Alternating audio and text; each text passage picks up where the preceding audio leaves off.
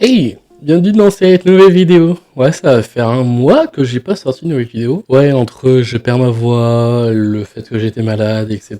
Ouais, c'était compliqué de reprendre les vidéos. Mais c'est pas pour ça que t'as cliqué sur celle-ci, c'est pour avoir l'avis sur l'Asus Monitor de jeu VY249HGR Ice-Card de 23,8 pouces Full HD. Je te jure, j'ai pas lu la référence. Voilà, c'est l'écran de moniteur Asus le plus raisonnable en termes de prix, je trouve. Moi, je l'ai eu pour 90 € au moment où je l'ai payé. Donc peut-être au moment où tu vas regarder cette vidéo, peut-être que le prix sera plus élevé ou sera moins élevé que ce que moi j'ai payé. Donc voilà. Mais aussi, si tu veux, regarde aussi au moment des Black Friday. C'est là où tu pourras avoir des prix assez sympas. Voilà. On va parler un petit peu des caractéristiques de cet écran. Et après, je vais donner mon avis après 5-6 mois d'utilisation. Car ça fait depuis août que je l'ai et que, entre guillemets, je le teste presque tous les jours. Voilà. En termes d'écran, on a une dalle IPS de 23,8 pouces. Donc, compte du 24 pouces, entre guillemets, avec de la résolution de 1920 par 1080. Ce sera pas de la 4K, ce sera pas de l'ultra 4K machin, ni du fast FPS, etc.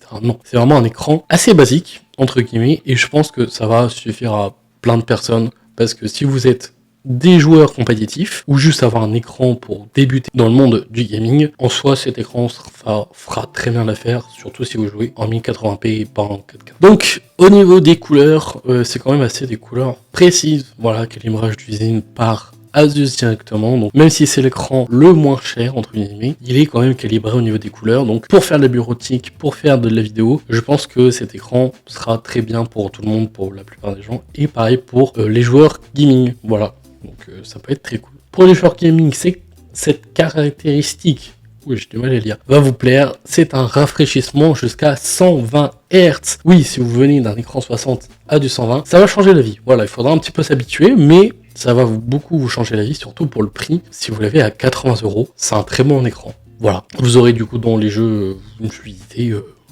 Voilà. Moi j'étais toujours bloqué pendant 10 ans à 60, je suis passé à celui-ci à 120. Bah la vie change. Voilà.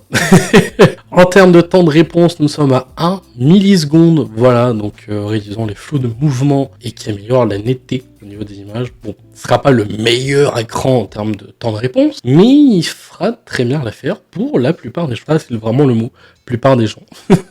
Au niveau du confort visuel, vous avez différents modes prévus pour cet écran, que ce soit gaming, bureautique, et j'en passe. J'ai pas fouillé tous les paramètres parce que si vous voulez avoir le 120 Hz, petit inconvénient de cet écran, c'est qu'il faut passer en mode gaming directement sur l'écran, directement dans les paramètres. Et aussi, petit défaut que je trouve, mais je pense que ça c'est dédié au mode gaming, c'est que les couleurs sont un petit peu plus jaunâtres. Je pense que c'est juste la lumière bleue qui s'active entre guillemets automatiquement directement avec l'écran. Voilà, que c'est pour le mode gaming, le 120 Hz passe, et vu qu'on est des gamers, on passe bien du temps dessus, donc c'est pour éviter que nos yeux fatiguent plus facilement que si c'était en mode bureautique. Donc des fois les couleurs peuvent être un peu jaunâtres, mais c'est pas si dérangeant que ça. Si vous avez un autre écran qui est juste à côté, voilà, c'est pas trop dérangeant, mais c'est un point à préciser. Au niveau du design de cet écran, il est presque bord à bord. Et il est même bord à bord comparé à mon ancien écran où on avait des bords comme ça. Bon, en termes d'immersion, ce n'est pas trop ça. Mais voilà, si vous cherchez un bon écran, il est vraiment grand pour ce qu'il est. Et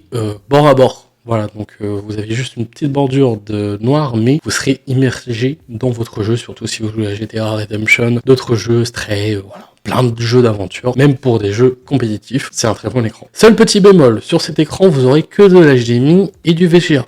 Vous n'aurez pas double HDMI ou double DisplayPort ou un HDMI et un DisplayPort. C'est vrai que ça aurait été bien d'avoir au moins les deux, HDMI et DisplayPort, mais là du coup vous avez que l'HDMI et le VGA. Voilà, je sais pas pourquoi ils ont mis une ancienne port pour connecter les écrans, mais why not, pourquoi pas. Donc voilà, vous avez l'HDMI et le VGA. Je pense que c'est un bon écran qui pourra être polyvalent pour tout le monde, que ce soit au niveau de la bureautique, du gaming, et surtout qu'il est peu cher. En soi, si vous l'avez à 80 €, c'est un très bon écran avec de très bonnes caractéristiques pour des gamers, je veux dire un lambda qui joue de temps en temps, qui n'ont pas besoin d'un écran qui soit le plus rapide au monde, qui ait les meilleurs specs au monde. Non. Moi, je vais vous dire mon avis dessus, ça fait 5 mois que je l'ai, et j'en suis vraiment pas déçu. J'étais même prêt à en acheter un deuxième pour remplacer un des autres écrans que j'avais à côté, juste pour dire, voilà, j'ai des écrans neufs, beaux et qui est dans l'air du temps, on va dire. Donc en vrai, si vous êtes un gamer lambda, vous n'avez pas besoin d'avoir les meilleures spécificités et que vous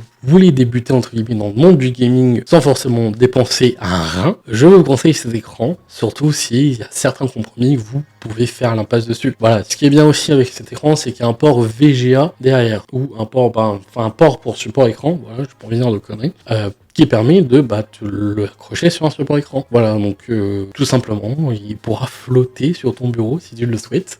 Et ça, c'est ça qui est trop cool, et c'est aussi l'un des points positifs de cet écran pour le prix. Parce qu'il y a certains écrans où le support de l'écran est directement intégré dans l'écran. Et t'as pas le support pour mettre un support écran. Il y a trop d'écrans dedans.